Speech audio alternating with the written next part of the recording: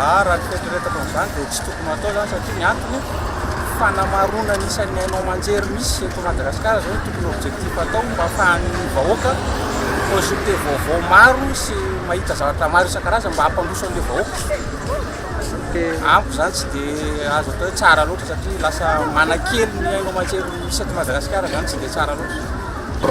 Raha fanasorana ny aina manjery aloha tsy dia mety satria inona andrenesana vaovao ary n'olona samba misafidiny hoe misy mihena M3, misy mihena Viva, misy mihena RTA, misy mihena TVM. Tokony tsy dia azo anasorana zany na amin'iza na iza. Bon, raha ohatra zany eo amin'ny resaka Viva le hoe Viva dia eo akatona ohatrany tsy mety le izy satria tsisy vaovao eny zany. Ao koa zany mba tsara mba hanarahana fandarana sy resaka vaovao. Ao zany ahitana vaovao tsara indrindra ao amin'ny Viva ao ka ohatrany tsy dia mety loatra raha ohatra ka hoe akatona zany Viva surtout aty amin'ny faritra zany. Io kosa mba mampangetahentana zany tokony alefa foana zany ny station Viva zany tokony fahana.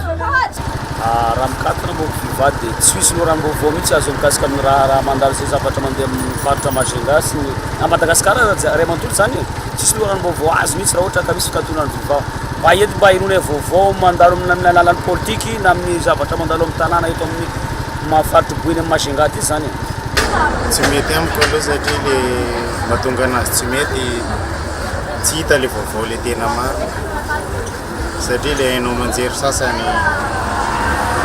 tsy mamoaka an'le tena marina satria marina ny tena ilain'ny vahoaka. Satria ny antony ao amin'ny Viva dia be dia be ny resaka serasera fandraisanay vahoaka sy ny fanjakana.